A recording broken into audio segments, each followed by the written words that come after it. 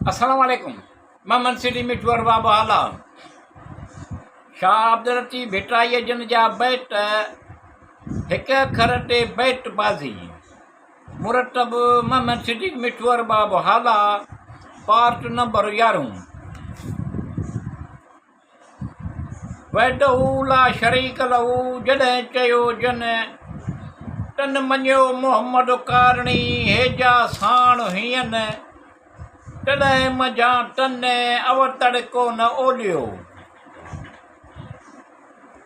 वहदहू ला शरीक लहू जन उटो से ईमान तन मञियो मोहम्मद कारणी कल्ब साण लिसान उहे फाइक में फरमान अवतड़ कंहिं न ओलिया।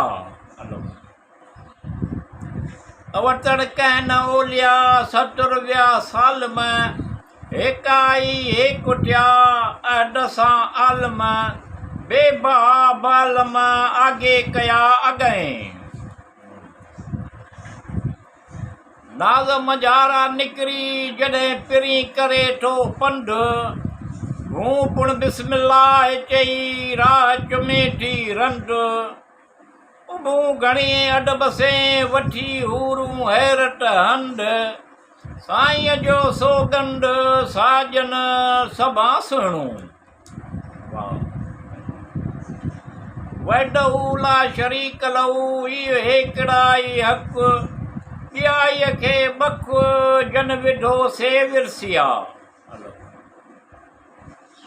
अखर पढ़ो लफ़जो वर कसब विसार अंदर खे उजार पनाह पढ़ंदे केतिरा अघाई सगा थिया जिन वेठा वटि वेझ अघाई सगा थिया जे वेठा वटि वेझनि टरसी तबीबूं चिटी हूंद चङा कया। टरसी तबीबनि छुटी छिटी हूंद चङा कया। अञा पूरबाण ढणी धुणी हथ कयो साज़ मिड़ोई सोन जो मठ पाक पलाण पिरी चवंदो पाण वाली थींदो वाग जो वाली थींदो वग जो। वेठी जनी वटे ॾुखंदो ॾाढो थिए सा मजलिसी मट जे हासिल हुई हज़ार जो।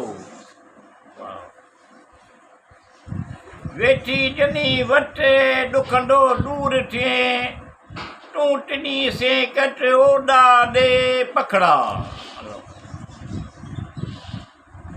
अणकी आया न थिए के पढ़ो ही पढ़ो बि कोन अमुरता जंहिंजो जा सूं थिए सोन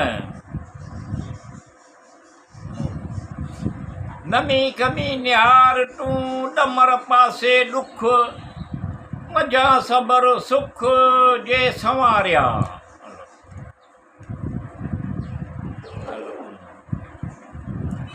न कंहिं नमी कमी निहार तूं ॾमर पासे ॾुख मजा सबर सुख जे संवारिया सम्झें। न कंहिं बंबूलियो करहो न कंहिं कामड़ कयास अख न मथे अखियां पिड़ में पेर गठियास वॻ न विसरियास करे लढो लोड़ियो। वणझारा विहाए वखर वे नटी जो हट पूर आया हट पूर पा बाय हया हणंदे हथड़ा। अॼु पुणो भारो चोॾीअ मां चंड जो मूं घर मूं पिरी जो अचण जो वारो सजण सो भारो भेज भिनी घर आयो।